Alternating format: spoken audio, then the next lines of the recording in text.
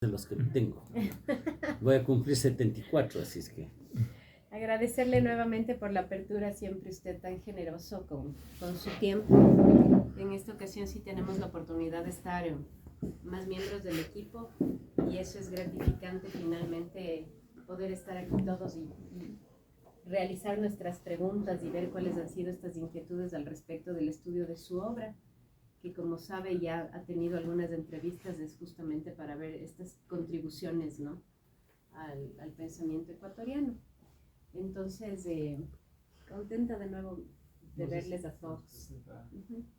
Sí, en la entrevista entonces nos encontramos el doctor Edison Higuera, Sandra Ordóñez, Esteban Ayala, y también tenemos como apoyo a Fabián, que nos va a apoyar, Fabián Ordóñez también, Alejandra Paricio.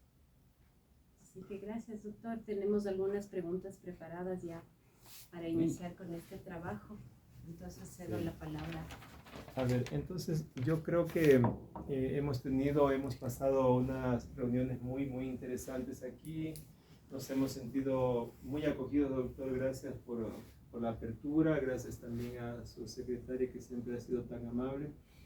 Y lo que quisiéramos en esta entrevista es abordar todo lo que tiene que ver con la dimensión histórica, más bien historiográfica de su producción, es decir, la parte un poco más conceptual o epistemológica que usted maneja, y al menos eso es lo que yo he sugerido. Si quieren hacer alguna otra pregunta adicional fuera de esta temática, obviamente se puede incluir, pero sobre eso quisiéramos hablar el día de hoy, doctor. Entonces, ¿quién quiere empezar? Tenemos algunas preguntas propuestas, no sé quiénes empiezan primero, las damas tal vez. Alejandra. Sí, claro que sí. A ver, en este sentido, yo sí quisiera saber al respecto de cuáles son esos elementos que podemos identificar, o que usted puede identificar más bien en esas obras que ha realizado, sobre cómo se puede reconstruir el rol de los actores marginados en la historia ecuatoriana, tales como los indígenas, afroecuatorianos y campesinos, dentro de la narrativa nacional. Bueno, no sé si ya les he contado una anécdota que en mi vida intelectual es importantísima. Como ustedes saben, yo me formé en la Católica, cuando la universidad era un centro muy importante de presencia de ideas, de discusión. Precisamente para eso creó Hernán Malo la Facultad de Ciencias Humanas. Y desde luego, no solamente en esa facultad, en todo lado había una evolución de ideas, de pensamiento. El fundador de los estudios marxistas en la universidad fue el padre Eduardo Rubianes, a quien ustedes posiblemente conocen, uno de los filósofos más importantes del Ecuador y de América Latina. Rubianes, yo creo que ha sido muy mal tratado, porque Rubianes es realmente uno de los grandes pensadores del Ecuador. No solamente porque fue un buen filósofo clásico, enseñaba lógica, crítica y luego, en general, epistemología, ¿no?, sino porque fue el primer ecuatoriano que leyó en serio el marxismo, desde una postura no marxista. Se hizo respetar por todo el mundo. El doctor Manuel Agustín Aguirre tenía mucho respeto a los Rubianes, o sea, los marxistas. En serio, Aguirre es el más importante marxista del Ecuador, de lejos, ¿no? Sin embargo, porque era hombre serio, ¿no? Era hombre serio. Y claro, hizo marxistas a un montón de gente, entre ellos al suscrito que os habla, como decía Averroes Bujarán. Pero bueno, la anécdota no es esa. Cuando yo iniciaba mi vida académica, tanto como alumno de últimos años y luego ya como profesor, yo fui profesor muy jovencito, a los 23 años, estaba en boga el marxismo. Y para aprender marxismo había que seguir algunos cánones, y uno de ellos era leer el libro de Marta Harnecker. Entonces todos leíamos el libro de Marta Harnecker. A su vez, Marta Harnecker era una señora a quien conocí en Cuba muchos años después. Seguía las tendencias estructuralistas francesas. Era una especie de divulgadora de las ideas de Althusser y de Poulantzas. Y claro, yo les confieso que en esa época yo no entendía ni a Althusser ni a Poulantzas. Además, sentí un poco de preocupación. porque los sabios, los filósofos, los pensadores, los marxistas, citaban mucho a Poulantzas, citaban a Althusser, y yo francamente primero veía que no me servía mucho para mis preocupaciones históricas, y luego también porque me parecían muy dogmáticos, ya desde esa época. Pero claro, con el complejo de Chagra de Ibarra recién iniciado, no decía duro esto, ¿no? Y me duró un tiempo esto, hasta que cayó en mis manos el libro Miseria de la Teoría, de un escritor inglés que se llamaba E.P. Thompson, que fue un autor muy influyente del grupo Past and Present. Yo después lo conocí, porque mis profesores en Inglaterra fueron algunos miembros del Past and Present, todos marxistas, algunos miembros del Partido Comunista. Pero ¿qué resulta? Que en Miseria de la Teoría, el libro lo dedica Thompson a hacerle pedazos al marxismo francés y a decir que, en definitiva, Althusser y Poulantzas habían ideologizado el marxismo, que habían traicionado la dialéctica y que habían traicionado el compromiso con el pueblo, y por lo tanto que había que desecharlos o superarlos, ¿no? Claro, ya con semejante espaldarazo yo me di cuenta, pero si eso mismo he pensado yo, al menos he intuido. Y ese libro me liberó intelectualmente, porque vi que el marxismo tenía una serie de otras alternativas, que no era una camisa de fuerza, sino que era un camino intelectual, un camino, digamos, dialéctico, para entender realidades mucho más concretas, en donde, por ejemplo, el pensamiento tradicional tenía mucho peso. Bueno, yo fui invitado a Oxford ya después de ser alumno, me invitaron de profesor, he ido algunas veces, y en esta fui, y coincidió que él dio un curso. Entonces me metí al curso de Thompson, que era sobre los derechos a la tierra de unos indígenas canadienses, o sea, no venía al caso el asunto. Pero me acerqué y le dije, profesor, quiero decirle que usted me liberó, que su libro para mí ha sido un antes y un después, y quiero agradecerle por eso. Bueno, me dijo, no exageremos, inglés típico, ¿no? No exageremos, pero sí, muchas personas me han dicho que mi libro ha sido iluminador, me dijo eso. Le dije, sí, créame que ha sido importante, y desde luego, desde entonces yo creo que es uno de los libros que más ha influido en mi vida, el libro de Thompson, y lo he releído con frecuencia y les hago leer a mis estudiantes.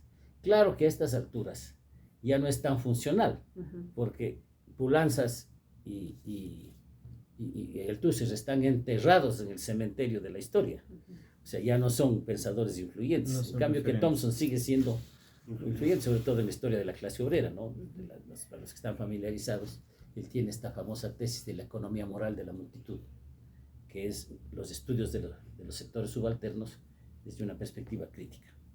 Les cuento esto porque en la vida intelectual uno a veces tiene dudas, ¿no? Entonces no es cuestión de hacerse o no hacerse marxista o de adoptar una línea o no otra, sino de utilizar imaginativamente varias fuentes de conocimiento. Es evidente que en mi caso vine de una tradición muy católica y pasé a una visión socialista del mundo, lo cual tenía lógica porque creo que ya les conté que yo me hice socialista al lado de Monsignor Proaño, y entonces no resultaba, en esa época era normal, ahora ya resulta un poco extraño. No sé cómo. Entonces eso es una de las matrices de mi pensamiento. Ahora, ¿por qué terminé haciendo la historia que hice? Cuando yo estudié historia en la Católica, tenía los mejores profesores de historia que había en el Ecuador, gente muy bien formada, todos muy tradicionales, pero hacían una historia muy descriptiva, una historia muy positivista, que en realidad no daba explicaciones globales, estructurales, salvo Jorge Salvador Lara, que era también profesor nuestro y que tenía una visión, claro, muy conservadora, ¿no? De interpretación, pero más que conservadora, personalista, individualista. Por ejemplo, Jorge dividía los periodos de la historia nacional con los apellidos de los presidentes. Y a nosotros siempre nos pareció sospechoso eso, ¿no? Que había algo más estructural, tenía que haber. Y entonces, cuando ya nos tocó comenzar a escribir nuestros primeros ensayos, comenzamos a leer el marxismo, enseñados por el padre Rubianes, entre paréntesis, luego por Aguirre, que fue mi maestro, Manuel Agustín Aguirre, y también incitados por un hombre que era un gran promotor, a quien yo quiero mucho. Creo que a usted les regalé el libro donde está mi libro, mis artículos sobre el padre Vargas. El padre Vargas, ahí está. El padre Varguitas, en ese, Sí, en el otro. el padre Vargas. Ahí está. El El padre Vargas era un gran, pésimo profesor. Aburrido. Y desordenado. Padre Varguitas. No sabía cuándo comenzaba y cuándo terminaba. Pero nosotros, con mis compañeros, encontramos una estrategia.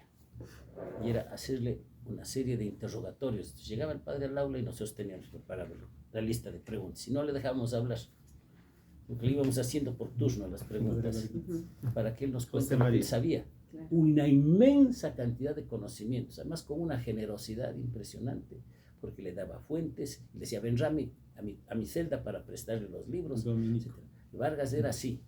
Entonces yo creo que combiné las preocupaciones filosóficas, marxistas, si se quiere, con la necesidad práctica de la escuela tradicional ecuatoriana, como la del padre Vargas o del padre Villalba, que también fue mi profesor, mi paisano, además muy querido amigo.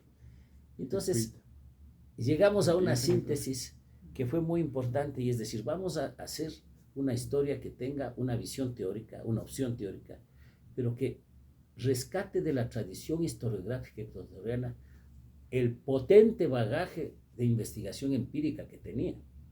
Porque los historiadores tradicionales ecuatorianos, uno de los más grandes, el doctor Julio Tobar Donoso, eran grandes manejadores de fuentes. Y muchos marxistas de la época, como mi amigo Alejandro Moriano, por ejemplo, que también era profesor de la Católica, no habían leído nunca una cosa empírica. El Agustín Cueva escribió Historia del Ecuador sin haber entrado nunca en su vida a un archivo. Entonces, claro, eso es un mérito porque Cueva era un gran ensayista, un gran innovador de las ciencias sociales. Pero desde el punto de vista historiográfico era un problema porque no había leído máximo los libros de Pareja Díez Canseco, los de Óscar Refrén Reyes y los boletines del Banco Central. Así hacía historia. Entonces nosotros trajimos la experiencia de la Católica en que nos enseñaron a leer documentos, que nos enseñaron a manejar información de primera mano. Y digamos, nosotros fuimos la síntesis de lo mejor que podía ofrecernos la universidad entonces, claro, que era la vieja experiencia de la escuela histórica tradicional contra la cual insurgimos, pero aprovechamos y asimilamos sus conocimientos y experiencias, y las nuevas visiones que no eran solo marxistas, ¿no? Porque había también algunas influencias lacanianas, algunas influencias de la historia de las ideas de América Latina. Yo fui también discípulo de Roig en esa época.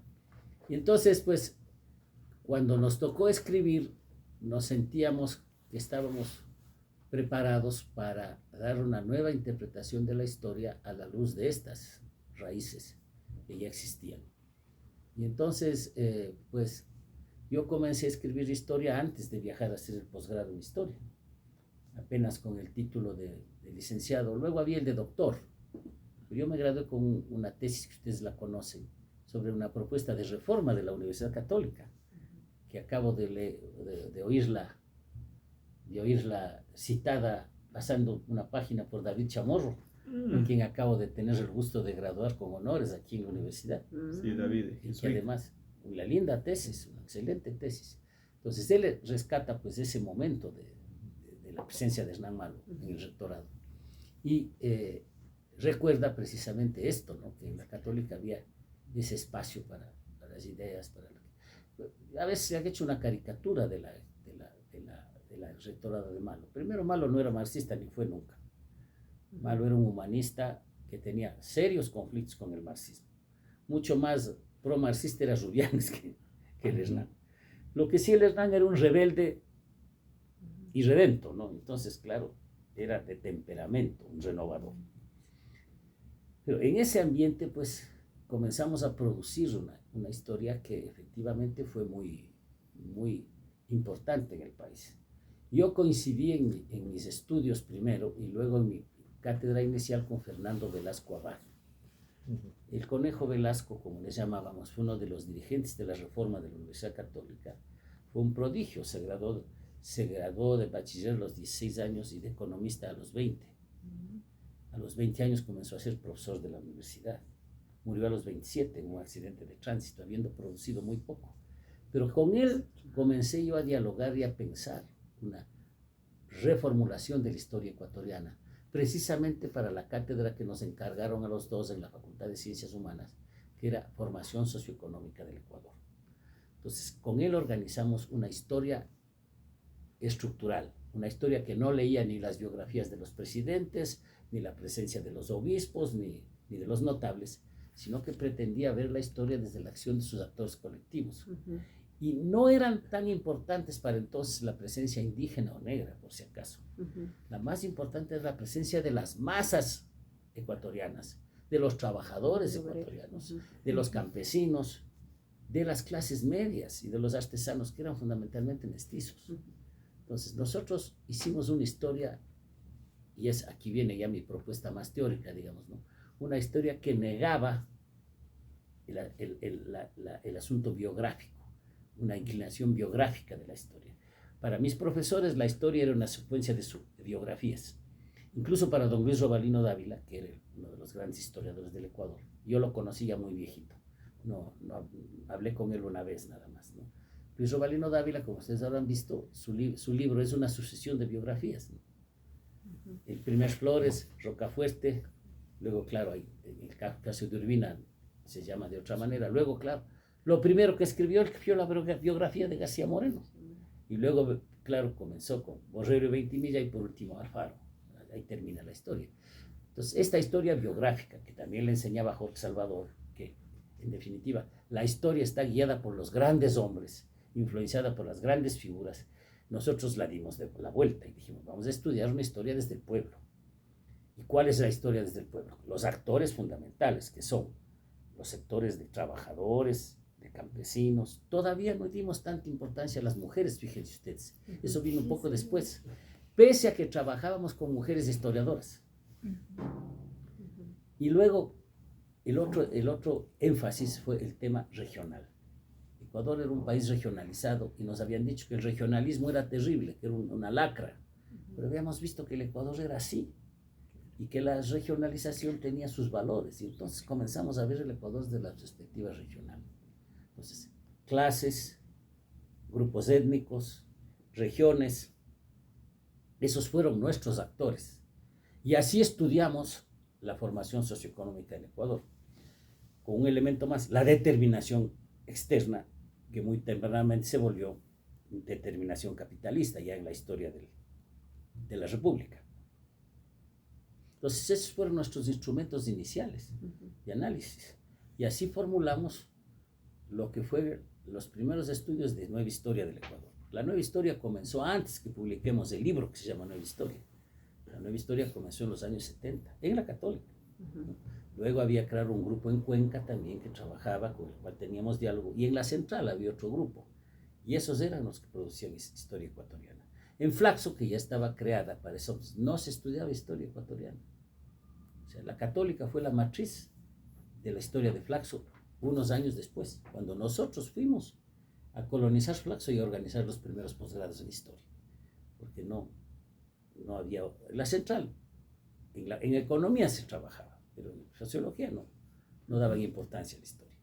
Entonces, en ese ámbito es que produjimos en primer lugar. Y ahí es donde yo, personalmente, que era aficionado a la comunicación, Pepe Lasso trataba de reclutarme para que estudie comunicación en Francia. Ahí yo me di cuenta de que había que ser útil.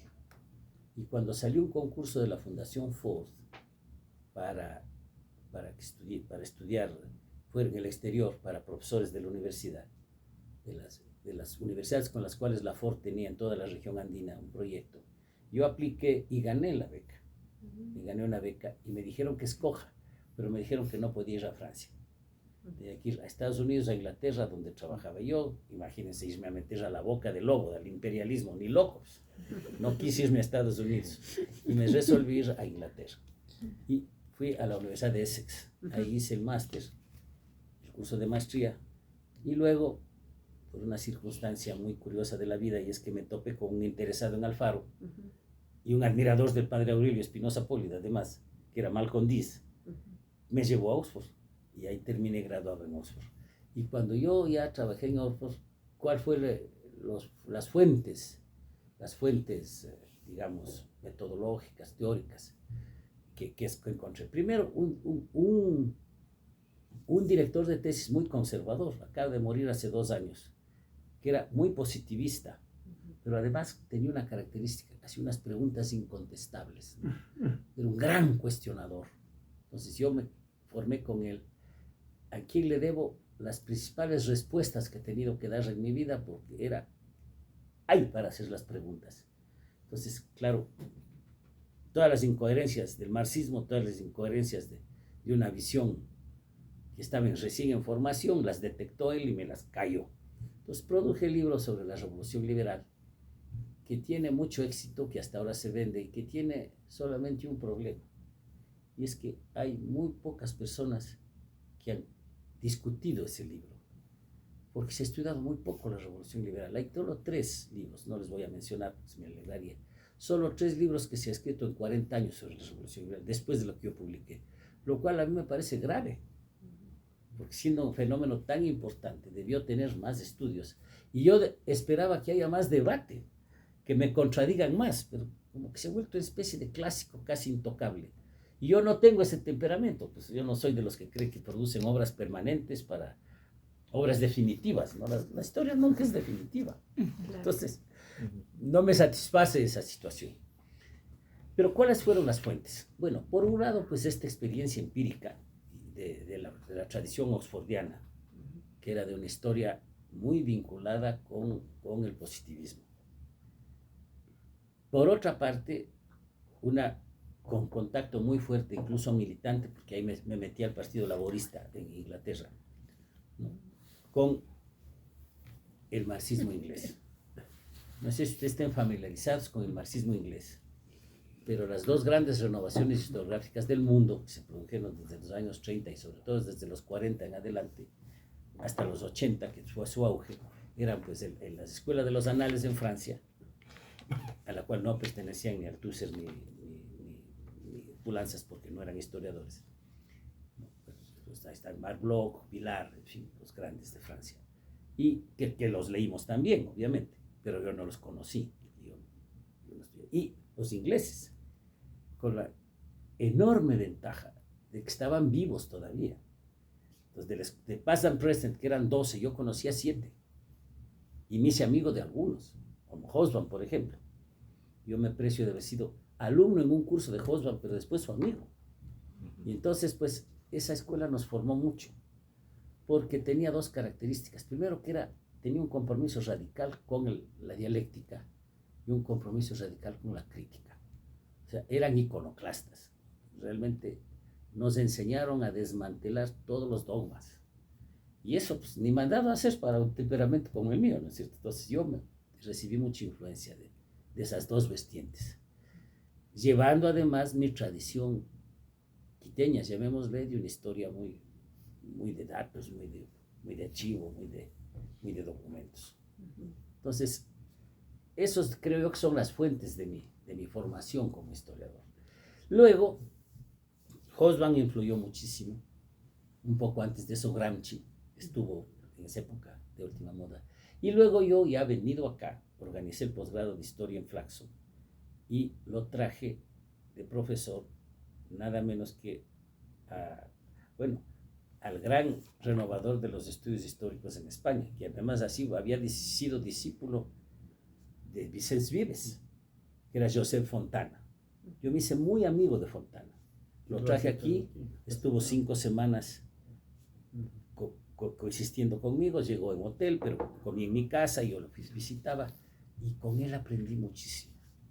Yo creo que la influencia que tengo de Fontana en mi vida es también determinante. No lo cito con mucha frecuencia, además porque era un gran amigo.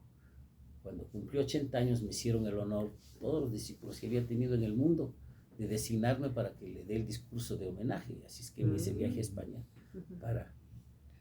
para asistir al discurso de homenaje. No fue ninguna sorpresa que él escogió sus 80 años para presentarme a su compañero, a su marido. Porque todos sospechábamos que un solterón como él era homosexual, pero nunca nota de esa persona, jamás acosó a nadie, nunca. Pero él a los 80 años nos presentó a su compañero, con el cual había vivido desde que se murió su mamá. Les cuento este detalle, no porque me parezca importante en mi vida, pero sí para decirles que los historiadores somos chismosos. Entonces, ese punto importante. Y por otra parte, mi tránsito con esto concluyo, mi tránsito de un catolicismo muy tradicional a un marxismo libertario, a una visión más abierta del mundo, con grandes enfrentamientos y pleitos. Yo desde ahí me compré un pleito con el Opus Dei que dura hasta ahora. ¿Por qué? Porque eran los adversarios dentro de la iglesia, pues, eran nuestros enemigos cercanos.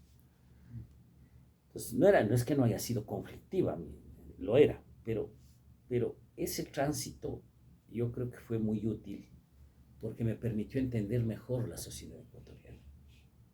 Ahora, por ejemplo, cuando leí la tesis de Chamorro, me di cuenta que él también había entendido el peso que tiene el pensamiento tradicional católico en el país. Ustedes leen a Cueva y como si no hubiera existido Gijón y Camaño, o el Padre Aurelio, o Tobar Donoso, no son parte de la historia del país.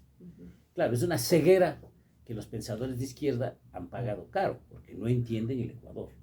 Entonces creo de todas maneras que mis antecedentes contradictorios, conflictivos, sí aportaron para que entienda yo una visión. Por eso es que en mis textos de historia, por ejemplo, ustedes encuentran a Santa Marianita, como debe ser, encuentran al corazón de Jesús, encuentran a Gijón y Camaño.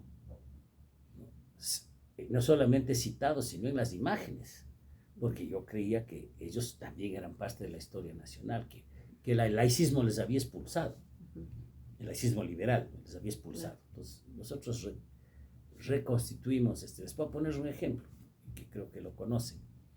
Solo Pedro Sada alguna vez dijo que en García Moreno, comunista, ¿no?, que había que apreciar que de todas maneras fundó el Estado Nacional.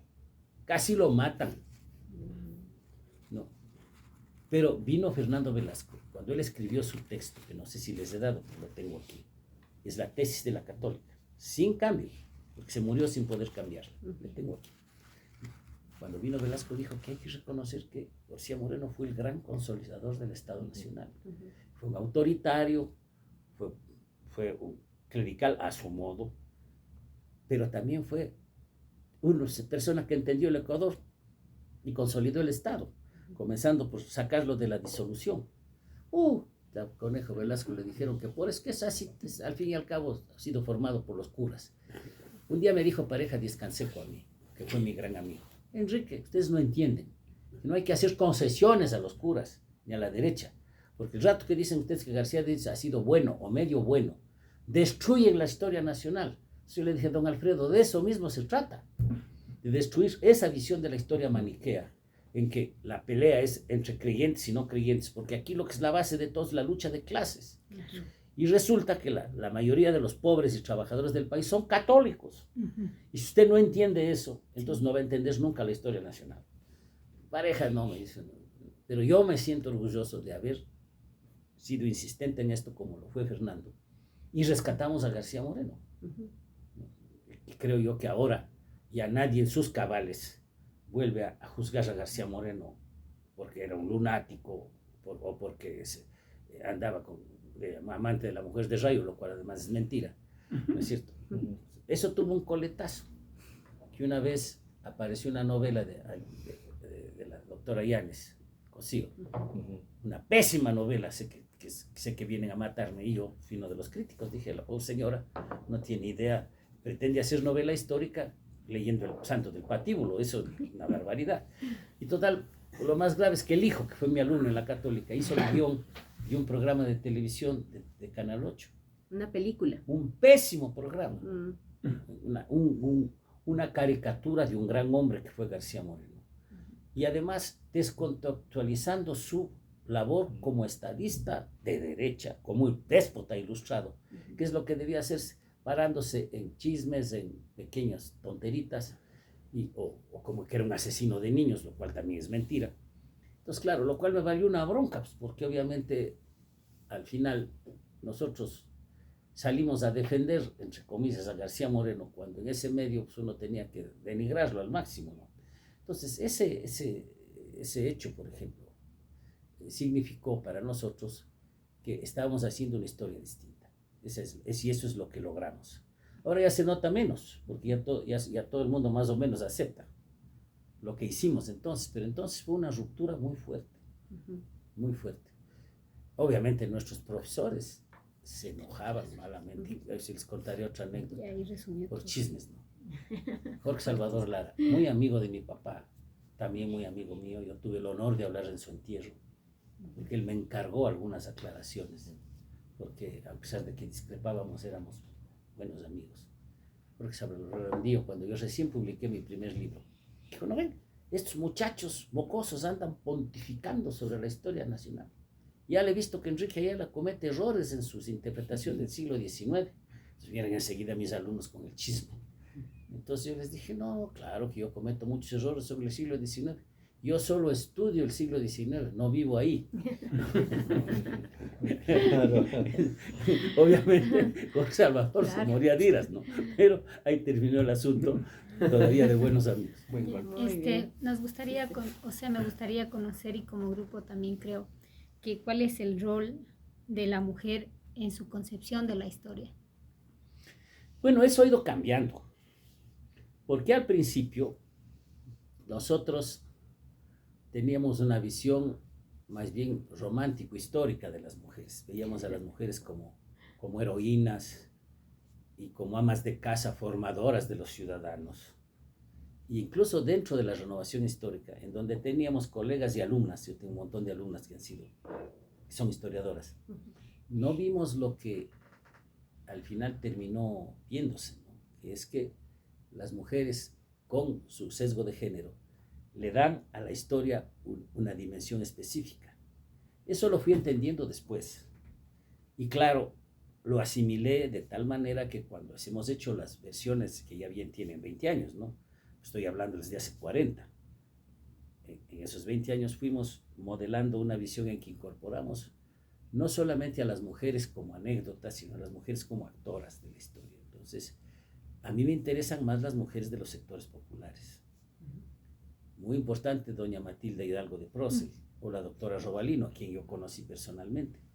Pero más importante, las vivanderas, más importante, las vendedoras del mercado, que son las trabajadoras que han construido el Ecuador, con una característica, que son madres solteras, violentadas, abandonadas por sus maridos.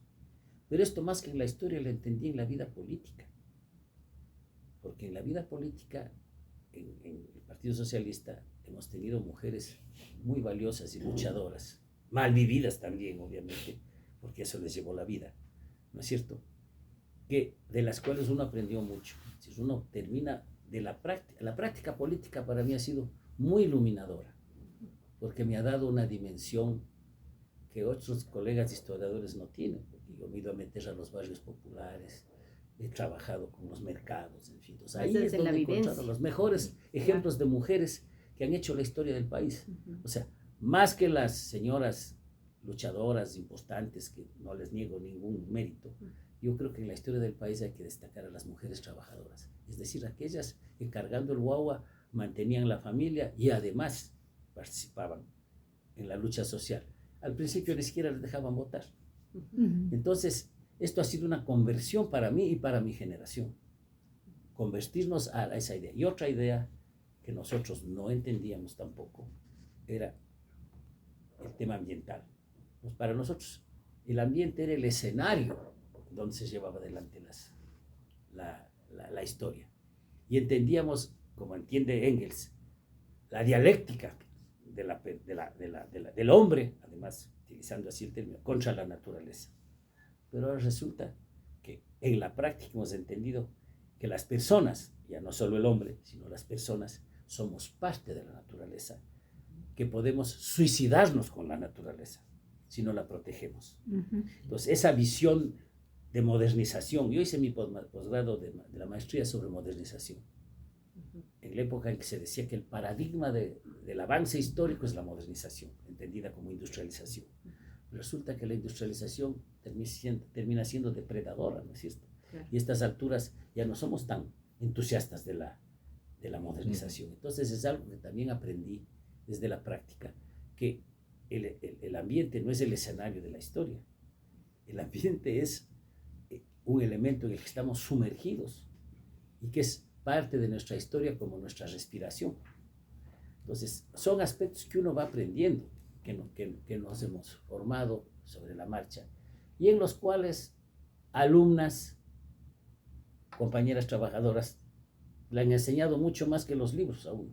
Pues yo libros de feminismo confieso que casi no he leído, pero en cambio la práctica de la vida femenina y la historia nacional he hecho. He dirigido varias tesis sobre eso, con mucho éxito, a grandes historiadoras que ahora ya pueden ser mis maestras incluso, ¿no?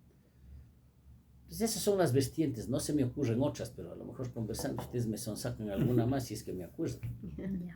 Muy bien. ¿Cómo se relaciona la historia del Ecuador con la historia latinoamericana y mundial? Bueno, verán, una de las cosas que innovamos cuando planteamos la nueva historia fue que la historia del Ecuador no se explica dentro de los límites del país.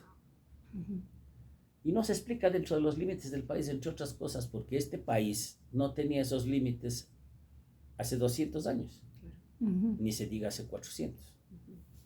Y entonces, pues, nos acostumbramos, nos formamos para ver el espacio andino como una sola unidad. Esa fue una de las cosas que aprendimos primero, que la historia de los Andes, como se llamaba, ahora como le llamamos nosotros la historia de América Andina, es un fenómeno global, que es más visible en la independencia. No había independencia si no había una insurrección continental, ¿no es cierto? Bolívar entendió eso, porque cuando fueron haciendo juntas en cada ciudad, fueron siendo derrotados en cada ciudad. Solamente cuando hubo dos movimientos fuertes, uno del Río de la Plata y otro de Venezuela, para tomar el centro del imperio hispánico, que era el Perú, funcionó. Entonces esa es una realidad que constatamos de nuestra observación. Y por otra parte, algo que Fernando Velasco, también Agustín Cueva y algunas otras personas descubrieron, es que nuestro país, desde el primer día en que fue conquistado, estaba inserto en un sistema mundial. Cosa que lo habían visto de alguna manera ya personas como el padre Vargas o Jacinto Quijogue Camaño, pero que como generación nosotros explicitamos la inserción del Ecuador en el sistema mundial y la presencia del capitalismo en el Ecuador muchísimo antes de que el Ecuador se haga capitalista, porque el mundo capitalista antecedió a la penetración del capitalismo en el país.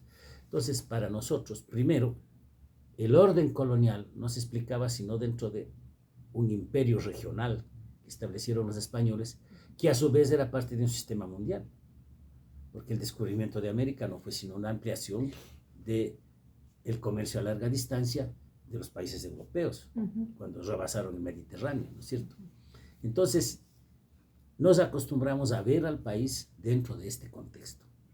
Y por eso no, a estas alturas tampoco ya es ninguna novedad, pero en esa época sí era una novedad, porque nos enseñaron a mí, yo aprendí historia del Ecuador como si no existieran los otros países, ni en la independencia, que es lo más grave. Entonces, claro, dentro de los límites del Ecuador nos explicaban muchas cosas. En cambio, que cuando uno entiende por qué aquí hay un auge textil, ¿a quién vendían los textiles? Al norte, pero sobre todo al sur. Estaba integrado en un solo mercado andino.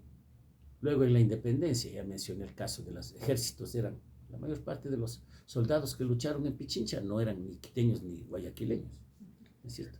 Entonces, y por último, la inserción del país en el mercado mundial, que a su vez estaba dominado por el capitalismo, cosa que no es un dogma marxista, es un dato de la realidad. El capitalismo es un sistema que está ahí, y la inserción de nuestros países en ese sistema es tan evidente que ya se necesita ser demente si uno no lo acepta. Entonces eso para nosotros se volvió una forma de ver el mundo y de explicar el mundo. Aclaramos, yo creo que no, humildemente creo que no, porque siempre me preocuparon los temas internos, pero sí hubo personas que prácticamente hicieron depender la historia del país y su periodización de solo su vinculación al mercado mundial. Y eso me pareció que fue un error, que ahora lo estamos corrigiendo, ¿no? que felizmente no se mantuvo. Pero así es como yo veo la relación. Ahora, América Latina no es solamente un espacio territorial, sino que es una construcción identitaria. Yo he trabajado sobre el origen del nombre de América Latina, concretamente, además de un aspecto que antes no se había estudiado, en que yo me considero pionero, que es como en la tradición católica comenzó a utilizarse muy tempranamente el término América Latina, ¿no? La tradición católica del mundo, porque siempre se había estudiado que los seculares franceses y los ideólogos seculares de América Latina habían inventado el nombre de América Latina. Pero una vez que lo inventaron, la Iglesia lo asimiló muy pronto. Y claro, la América Latina es un espacio identitario. En que, claro, en la retórica es la patria grande, y la siento así. Pero además, en términos económicos y políticos, es un espacio del cual formamos parte. Pero también formamos parte de América Andina. Yo creo que eso se nota menos en nuestra interpretación historiográfica, pero en realidad pesa más. El ser andinos pesa muchísimo más que ser latinoamericanos. Entonces, por eso es que nos empeñamos en hacer una historia andina. Ya estamos terminando al fin, a los 20 años, el último tomo. Muy bien. Esteban, creo que podríamos continuar. Sí, realmente ya con su intervención pues muy amplia, profunda, doctora Ayala, yo tenía una pregunta que era cuáles son los rasgos sobresalientes, ¿no? Que diferencian la nueva historia de la historia tradicional, que usted ya lo ha mencionado. Claro.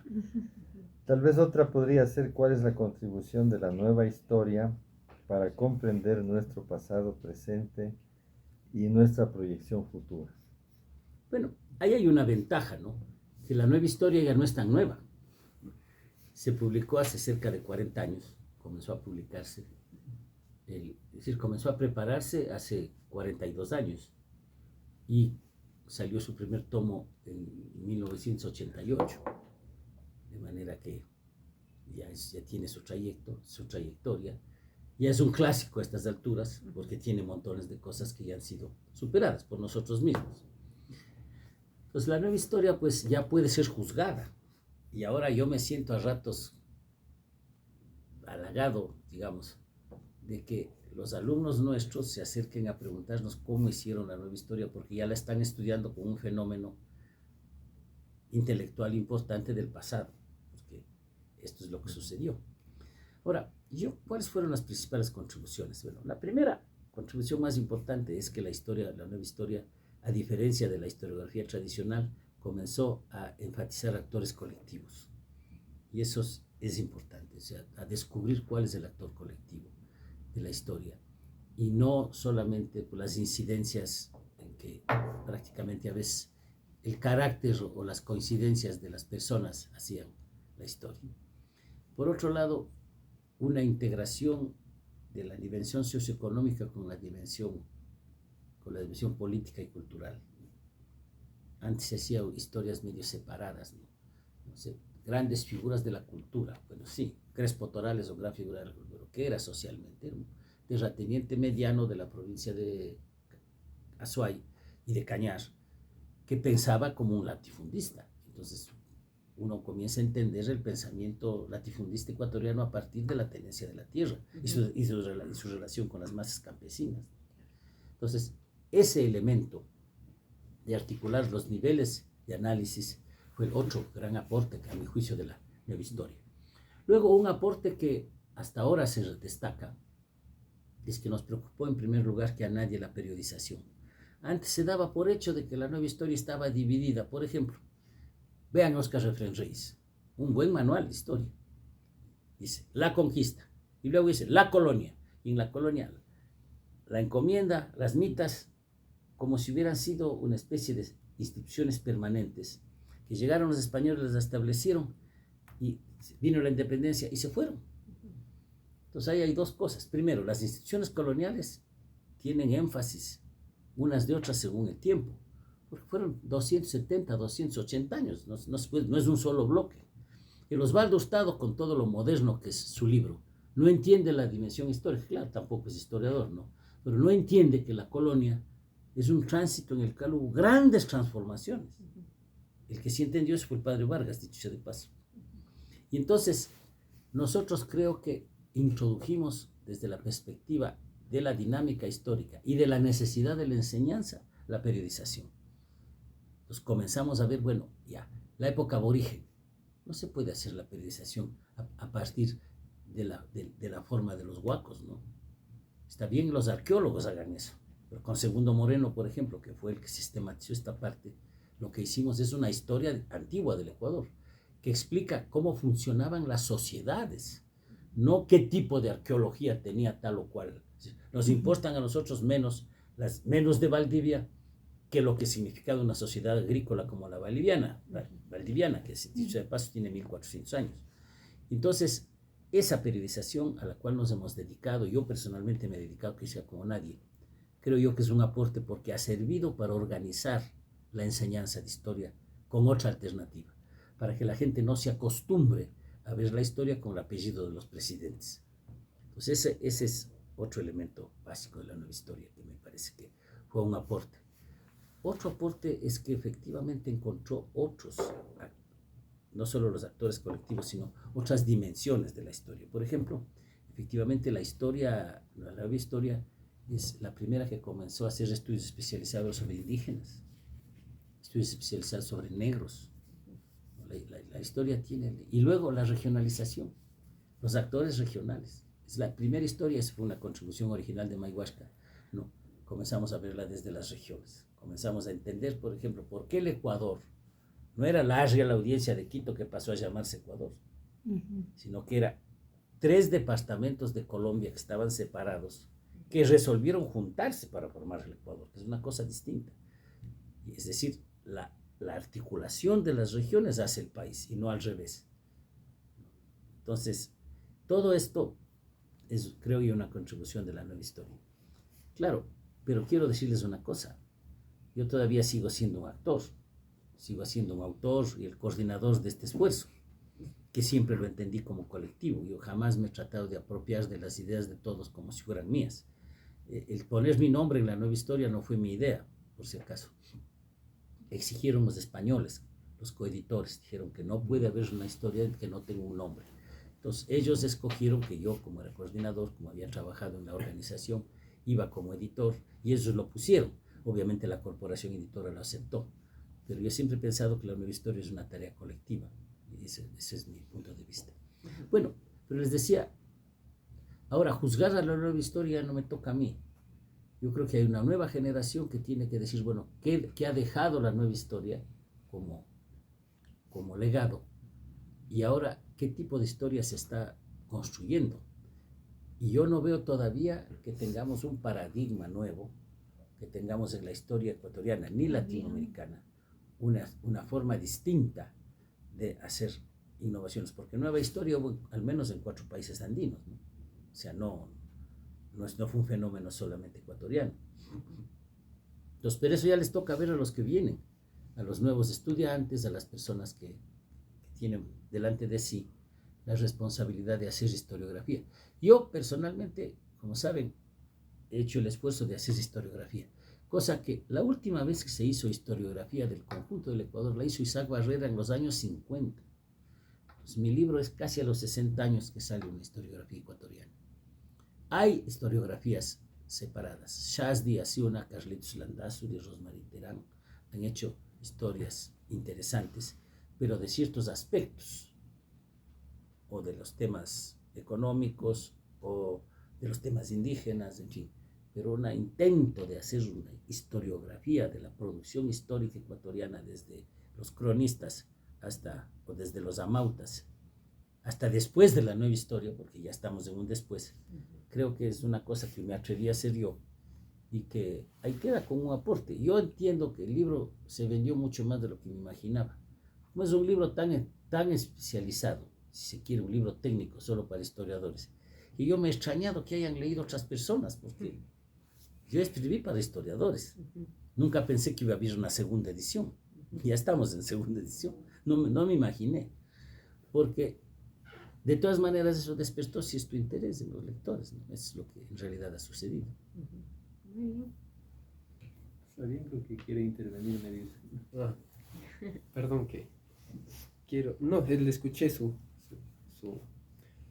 sus criterios, sus palabras, de acuerdo a su experiencia que he vivido, ¿no? Es un personaje muy conocido desde el país. Yo todavía soy joven en este campo, tengo apenas 37 años y voy conociendo la historia de nuestro país. Trabajo en una escuelita bilingüe, Shuar, en el rincón patrio donde se dio el conflicto bélico de Ecuador-Perú, Paquisha, Mayaycu, Machinaza, Nangarixa, Guaysimi, en el 95. Pero ha habido un poco creo que de olvido de esos sectores, más que todo sobre sus territorios, porque todavía existe el colonialismo, todavía la viveza criolla que quieren despojarlos de sus terrenos. Entonces, si estamos en un país, usted conoce más, tiene más experiencia, estamos en un país pluriétnico, multicultural, ¿por qué esos sectores no forman parte, creo que, o sea, principal, así como se lo nombra a Dolores Cacuango, a Tránsito Amaguaña? ¿Por qué no hay personajes de esas etnias, tanto de la Shuar, personajes tal vez que han encabezado la historia y lucha de sus pueblos? Y yo he buscado y hasta ahora no he notado qué importancia tuvieron ellos en la formación de la República del Ecuador, y porque también su afán de conservar su cultura a través de la educación intercultural bilingüe no es tan fortalecida por el Ministerio de Educación, es olvidada. Entonces esa es mi pregunta. Usted, bueno, ese es un tema que yo he tratado ampliamente en el libro Ecuador, Patria de Todos, ¿no? Que es, creo yo también, que también fue preparado como un manual para cívica. Ahí hay varias observaciones que hay que hacer. Primero, el Ecuador es un país efectivamente de grandes diversidades, multiétnico, pluricultural. A mí no me gusta el término plurinacional, como tampoco le gustaba a Monseñor Proaño, por si acaso. ¿No? Pero yo suscribo radicalmente los derechos colectivos. Entre otras cosas porque yo los redacté en la Constitución, me encargaron a mí redactar. Entonces, y luego aprobaron casi sin cambios lo que yo propuse en la Constituyente del 98. Bueno, ahora, el que sean entidades políticas que quieren llamarse nacionalidades, esa es su decisión. Y que tengan derechos, no solamente de los individuos que las forman, sino de las colectividades, también es un asunto claro. Uno de ellos es el derecho al territorio. Ahora, el problema ahí es qué derecho es acceso al territorio. Y ahí tienen dos dificultades serias. La primera es que también tiene territorio el Estado ecuatoriano. No. Y llamarle territorio tiene una ambigüedad. El otro problema es, ¿el territorio significa derecho a propiedad de la tierra o no? Muchos indígenas dicen que sí, que los territorios indígenas son de los indígenas. Pero resulta que en la historia del Ecuador esos territorios en su mayoría ya están ocupados por indígenas que tienen propiedad privada y no están dispuestos a cederlos a la nacionalidad, y por mestizos, en algunos casos por multinacionales. Entonces, el que haya un territorio indígena pudiera ser que implique que haya una autoridad que tiene jurisdicción sobre el territorio, autoridad indígena. Pero la propiedad de la tierra es otra historia, porque en la práctica eso sucede solamente en las reservaciones norteamericanas o en las comunas o en los First Nations de Canadá. Entonces, hay todo un espacio de debate sobre la territorialidad indígena. Y el segundo tema es los territorios ancestrales que tienen recursos naturales. ¿Qué significan para el conjunto de la nación? Entendámonos. Yo creo que los indígenas que viven en el Yasuní o los que viven en Buenos Aires, aquí en Imbabura, los pocos que hay, ¿no es cierto?, tienen un especial derecho a controlar la tierra que fue suya desde antes y que está siendo explotada. Pero, ¿son dueños ellos de los recursos naturales, esas comunidades? La respuesta es no, porque son del conjunto de la sociedad ecuatoriana. Entonces, ahí hay un planteamiento sobre eso. Por ejemplo, yo personalmente creo que hay que hacer consulta antes de disponer de los recursos, pero que esa consulta sea vinculante, yo no estoy de acuerdo. ¿Por qué? Porque no pueden decidir grupos de 600, 800 personas el patrimonio de 17 millones de personas. ¿No es cierto? Entonces ahí hay una crisis. ¿Hasta dónde tienen especiales derechos los indígenas a los bienes naturales que están en las tierras indígenas o los territorios, como les llamamos, y hasta donde el Estado tiene derecho a disponerlos. Lo que hay es soluciones prácticas sobre eso, soluciones eclétictas, pero obviamente una solución radical no puede haber. La tesis fundamental de algunas personas es que es tierra del Estado y hay que resolverlo desde el Estado. Y la tesis de personas como Alberto Acosta es que lo que la comunidad resuelve, pero además es contraproducente, porque resulta que la comunidad de Yasuni quiere que sigan los petroleros. Claro, fuentes de empleo, un montón de cosas. Claro, genera porque, ingresos. claro, entonces, ¿qué resulta? ¿Cuándo vale el pronunciamiento de la comunidad? Solo cuando está de acuerdo con los progresistas. Porque cuando ya está en otra línea no vale. Pues yo personalmente creo que ahí hay una situación compleja en la que hay que jugar con los derechos reales de las poblaciones aborígenes o las poblaciones asentadas. Porque en el caso de Intag, por ejemplo, no hay poblaciones aborígenes todavía, ya se acabaron. Lo que hay son colonos que defienden que no debe haber minería y los colonos que están de acuerdo con la minería y se enfrentan entre ellos. Entonces, ¿hasta dónde llegan los derechos de los unos y hasta dónde entra el derecho del Estado? Entonces, eso es complejo, es muy complejo. Lo mismo pasa con la justicia indígena. La justicia indígena dentro de la comunidad a mí me parece indiscutible, pero una persona mestiza que comete un delito en un territorio indígena puede ser juzgado en un idioma que no conoce por autoridades que no son competentes y además le van a sentenciar a penas que no están estipuladas en el Código Civil, en el Código Penal. La respuesta claramente es no. Pero claro, ahí hay toda una discusión sobre el tema de qué mismo es la justicia indígena. Entonces, otra cosa, ¿tienen derecho los indígenas, los juzgados indígenas, a juzgar casos de homicidio? No. Yo personalmente creo que no. Entre otras cosas porque los indígenas no tienen penas de reclusión. Y hay homicidas como un monstruo de los Andes, que no se va a contentar con que haga un poco de trabajo comunitario, pague unos $3,000 y se vaya tranquilo, que es lo que pasa con la justicia indígena. Entonces, tiene que haber... Hay un caso de una reunión en Ambato de mujeres indígenas que piden expresamente que la justicia indígena no aplique a los violadores. Porque en la justicia indígena los violadores terminan pagando a los padres de la violada una cantidad y ahí termina el asunto. Y no son juzgados como deben ser juzgados con prisión. Entonces, ahí tienen un caso típico de conflicto de lo uno con lo otro. Ahora, volviendo a los temas, la otra parte para concluir. Los indígenas orientales han sido marginales en la historia nacional. ¿Por qué? Porque el primer contacto se dio hace muchos años, pero no hubo sojuzgamiento. Mientras los indígenas de la sierra fueron sojuzgados porque sabían la agricultura y porque podían ser utilizados para el trabajo manual. Los indígenas del oriente eran poblaciones selváticas que más bien costaba trabajo cristianizarles. Por eso que solo llegaron los misioneros, pero no las autoridades del Estado.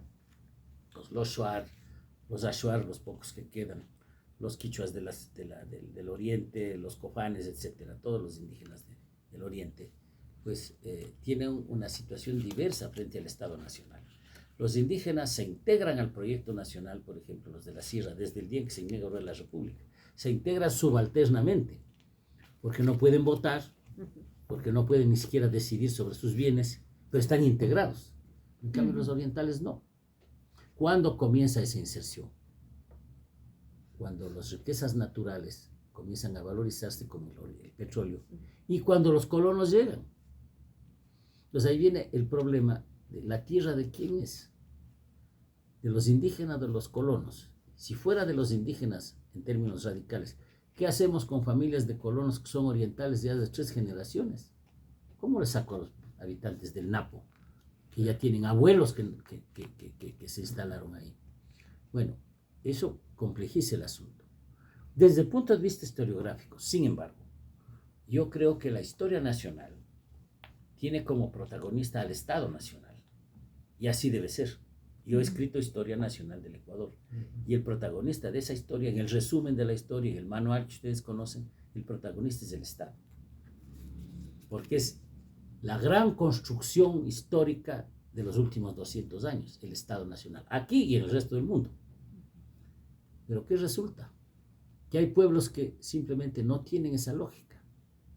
Los Shuar no son conquistados en 1534 y desde ahí quedan subalternos. Los contactos con los Shuar primero no son de conquista, sino de cristianización y de integración negociada al Estado Nacional ecuatoriano. En algunos casos en estado de desventaja, en otros los Shuar aprovechando la educación, que no era bilingüe entonces, la educación, aprovechando ciertos recursos para la legalización de tierras, etc. Y en otros casos como un acto de dominación por la presencia de las Fuerzas Armadas. Entonces, lo que es claro es que tener una historia definida desde la nación, tener una historia desde el Estado Nacional, es necesario, es fundamental, pero no es la única forma de ver historia, porque hay historias otras, y esas otras historias no tienen la misma lógica ni la misma periodización. Los cofanes no pueden entender la historia nacional desde la perspectiva del Tahuantinsuyo, de la conquista, etcétera, porque ellos, ¿qué carajo les importa el Tahuantinsuyo? ¿No es cierto? Y luego, porque las instituciones coloniales no les llegaron. Pero en cambio, el golpe de la alcahuetería horrorosa de los estados nacionales para explotar a los caucheros les llega mucho más que los guasicamas de las haciendas. Entonces, hay otras historias del país que también deben ser contadas y respetadas. Y esas historias contadas son parte de nuestro bagaje cultural. O sea, los salesianos tienen un precioso museo de los Shuars, unas vitrinas, yo me formé ahí, ¿no? Muy bonito ahí. Y claro, ahí uno aprende la cosmogonía Shuar, ¿no? Ahora, la respuesta en este caso también es, los Shuar tienen derecho a su propia historia, ya que nosotros la respetemos. Y esa historia no tiene ni los estándares, ni la periodización, ni los actores que nosotros damos a la historia nacional. Si tenemos que tener historia nacional, porque tenemos que tenerla, porque si hay gente que dice que hay que hacer una historia sumado de las nacionalidades del Ecuador, yo me niego a llamarme nacionalidad. Una vez en una reunión en el Hotel Quito, un indígena serrano dijo, el compañero hispano que acaba de hablar, entonces vea compañero, no me ofenda. Si usted me dice hispano, yo le diré a usted hijo de puta. Porque usted no tiene derecho a ofenderme. Para usted llamarse quichua, no necesita alterar mi identidad. Por eso es que conseguimos que se borre esto de educación hispana. Dirección hispana y dirección bilingüe. No, pues la educación es regular y la bilingüe. Entonces, hay extremos que yo creo que hay que desechar, pero hay que respetar la diversidad. Si hay una historia de mujeres que se construye desde la acción de las mujeres, hay una historia de mujeres y hay que entenderla. Y si hay una historia desde las alternativas sexuales diversas, simplemente hay que hacerlo. Y ahí va a haber un problema. Entre paréntesis. Como gran conquista en el Ecuador tenemos hombre, mujer, y se resulta que ha habido 4 o 5 sexos o géneros. Ahora, ¿cómo hacemos? O sea, vamos a poner cuotas de indígenas, de jóvenes, hasta cuando la democracia ya no funciona. Porque el derecho a elegir desaparece. Si uno ya no puede escoger, porque uno tiene que poner. Entonces, hay toda una serie de equilibrios que hay que hacer y que son producto siempre de negociaciones que van construyendo el Estado Nacional. Y por último, aclaremos una cosa. Les contaré una anécdota. Yo era diputado y un diputado social cristiano, después terminó siendo denunciado por corrupto, dicho de paso, decía que yo soy antipatriota porque he propuesto la ley de nacionalidades indígenas, que la patria es indivisible, que la patria no considera divisiones, que estoy parcelando el Ecuador. La ley de nacionalidades indígenas solo reconocía la realidad, que al final reconocieron las constituciones siguientes. Y la patria por aquí, la patria por acá, que los indígenas no se sienten parte de la patria. Vino el conflicto del 95. Y yo me estaba yendo a Guayaquil y me encuentro con él en el aeropuerto. ¿Qué haces por aquí? Estoy mandando a mis hijos a Estados Unidos. Fíjate que a lo mejor les pueden reclutar. Yo me emputé. El patriota. Y dije, oye, aclaremos, Sí, no eras pues. el patriota. Claro. Ahora resulta que los indios que no se sienten ecuatorianos, los Shuars, Los civiles. están defendiendo la frontera de su país y de su territorio. Y tus hijos, los patriotas, los hijos de un destacado ecuatoriano, Claro, que servir se a- considera ultra ecuatoriano, están yendo hacia Estados Unidos por si acaso les cojan para la reserva. ¿Qué Claro. pasó? Pues dijo, contigo no hay cómo hablar, me dijo, y se fue. Estaba bien Claro. dicho, güey. Los ibias, Los ibias, pues no los solo los demonios ibias, de la porque había otros indígenas. Los ibias fueron la base de la defensa del territorio que salvó el honor nacional en 95. Y eso, claro, hay que tomarlo en cuenta, Cueva de los porque entre Payos. los héroes nacionales están indígenas. Creo yo, por ejemplo, que los militares no se han encargado de avisarnos quiénes son los héroes del... Y ahí vamos a encontrar varios Shuars. Nosotros tenemos especial reconocimiento aquí en la Andina, porque cuando Correa quiso intervenirnos, vinieron los soldados que habían actuado en la guerra del Cenepa, Ujú, aquí. sí. Y aquí se instalaron en la residencia 15 días. Solo pidieron que les den casa y comida. Y hacían guardia todos los días en la puesta, con sus lanzas. Ujú. Que vengan estos hijos de putas, decían, que vengan, a ver. Y no se atrevieron. No se atrevieron a tomarse la universidad. Porque los indias estaban parados en la puesta. En todas las puestas, haciendo guardia. Al lado estaban los guardias armados. ¿Pero qué hubieran podido hacer guardias armados de una empresa privada contra una unidad de la policía o el ejército? Nada. No. Pero no se animaron porque los héroes de Paquisha estaban aquí defendiendo la universidad. O sea, todo el simbolismo que eso tiene es muy importante. Por eso sí estoy totalmente de acuerdo que debemos revalorizar otros héroes indígenas. Por ejemplo, Tendetza, el indígena que en la compañía china asesinó y que Correa ordenó que oculten, que encubran el asesinato, por ejemplo, para poner un caso. Pero no solo es el caso de Tendetza, que son héroes de la tierra, además. Héroes de la tierra, que son muy importantes, ¿no? Entonces, esas son las otras historias que son parte de nuestra gran historia. Doctor. Muchas gracias, Alejandra. Yo realmente, ¿qué le digo, doctor Ayala? Yo tenía algunas preguntas, pero usted ya las ha respondido. Me pasó lo mismo que Esteban. Claro, yo había propuesto así, por ejemplo, preguntarle sobre los principios teóricos, ya los ha respondido. Autores que han inspirado la producción histórica, ya ha hablado. Un poco también esta parte, cómo se relaciona estos principios históricos con las convicciones políticas, ha mencionado, pero yo prefiero que eso me quede para la siguiente entrevista. Pero sí tengo una preguntita. ¿Cuál sería, en pocas palabras, la definición de historia que le queda a usted? Es decir, ya no pensando en la nueva historia, sino ¿cuál es su concepción de historia? Explico, amplío lo que quiero decir. Yo soy filósofo, mi formación es filosófica. Nosotros, cuando hablamos de filosofía, decimos, a ver, estos son analíticos, por ejemplo, y estos son como continentales, un poco más interpretativos, pero ahí como que se subdividen dentro, los filósofos de un lado están como subdivididos y los del otro. Y en el caso suyo, más o menos, ¿cuál sería como su concepción de historia en general? Ya no pensando en la nueva historia, sino ¿qué queda de la historia? ¿Qué es la historia? Claro, yo espero la pregunta anterior. ¿La otra sí le interesa? Sí, me parece, porque además tengo una respuesta Muy coherente. amplia bueno, sobre eso. sí, Pero- ¿cómo? pero- Ya, pero vamos sobre la contestaré historia. primero este. Bueno, ¿qué es la historia? La historia es la narración fiel e imparcial de los acontecimientos pasados. Eso me enseñaron a mí en primer grado. Pero claro, la historia no es una narración solamente, obviamente.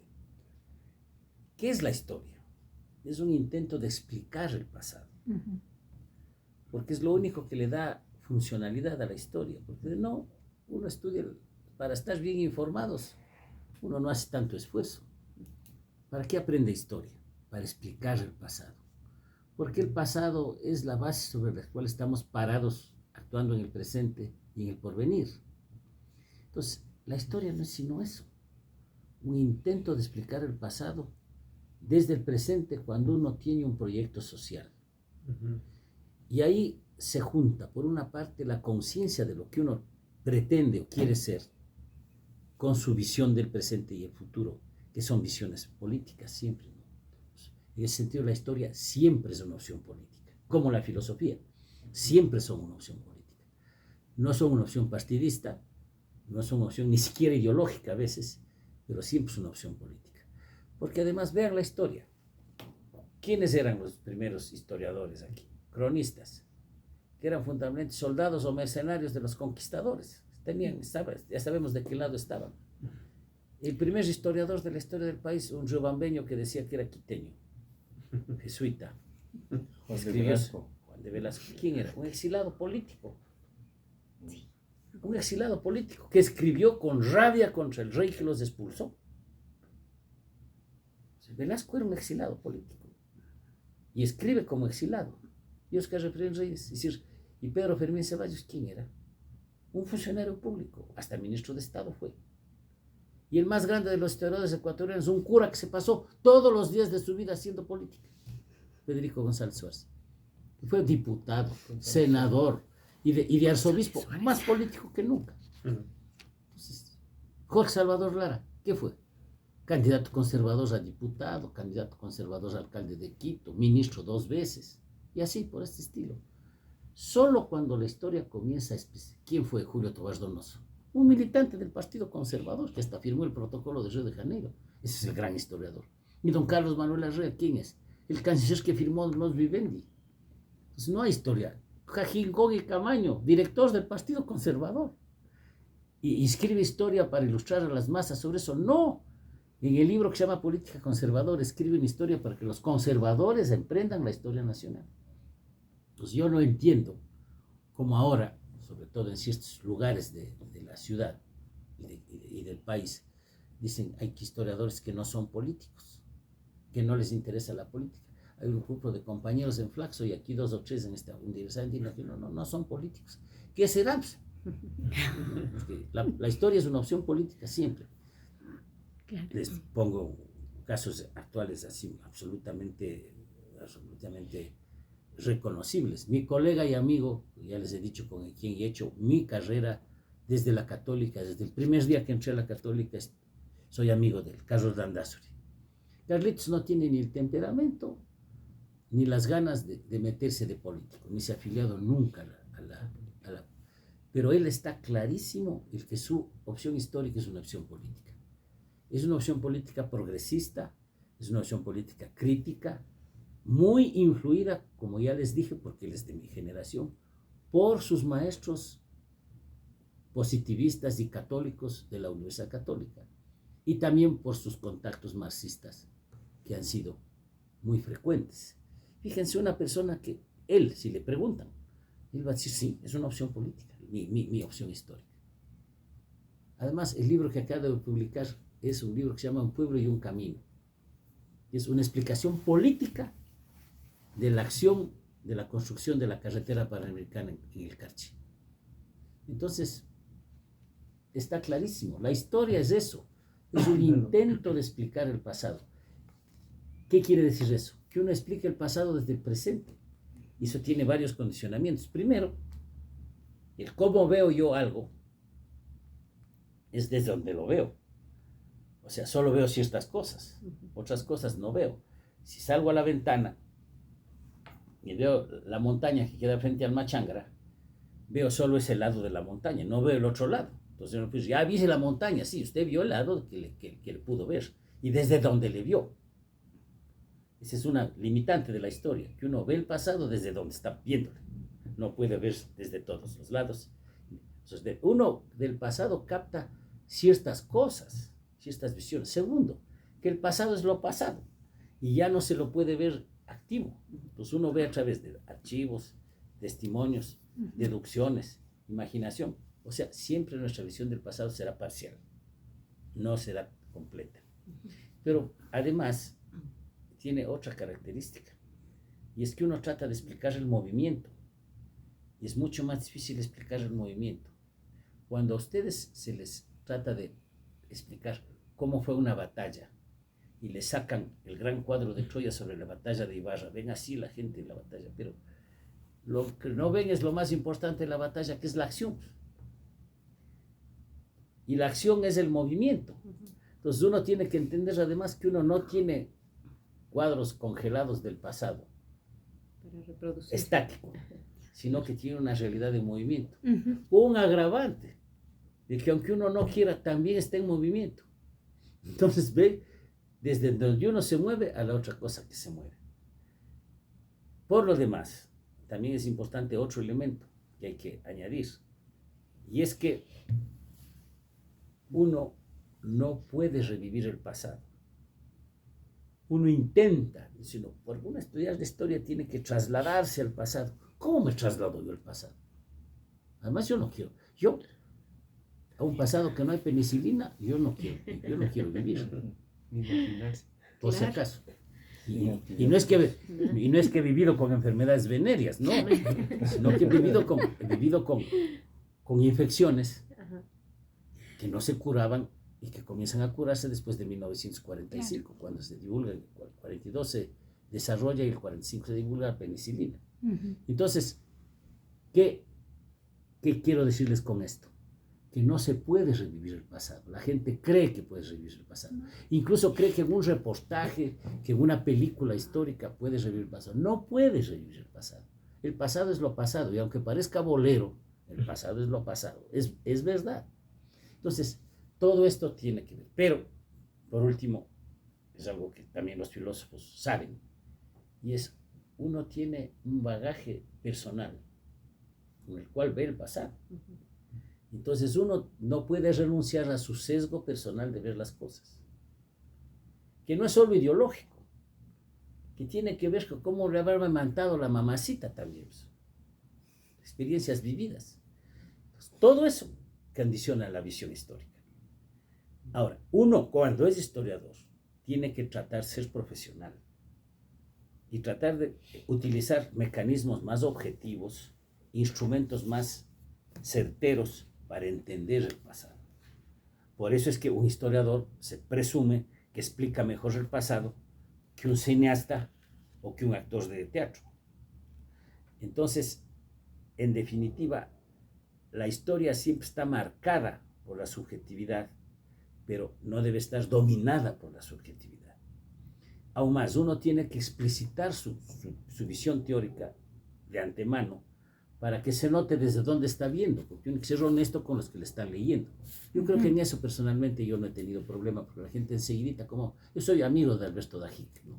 desde años, y siempre dice, Ayala, dice, con todas sus pendejadas marxistas, sí se entiende lo que escribe historia. En definitiva, logro que hasta una persona que no tiene ninguna coincidencia conmigo entienda lo que estoy tratando de decirle. Quiere decir esto que a pesar de mis, entre comillas, prejuicios o mis convicciones, lo que digo es entendible y a la larga ese es el resultado que un historiador, en definitiva, le interesa tener. No sé si tenemos tiempo para la otra pregunta o la hacemos la próxima vez. Yo tengo hasta las 6, por si acaso. No, yo Con iba a permiso de mi decir- mujer hasta las 6.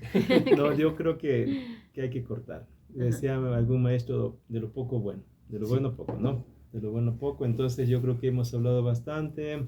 Yo le agradezco a usted, doctor Ayala, a mis compañeros que nos han estado aquí el día de hoy. Y creo que ha sido una tarde fructífera y me gustaría que mantengamos una última entrevista a la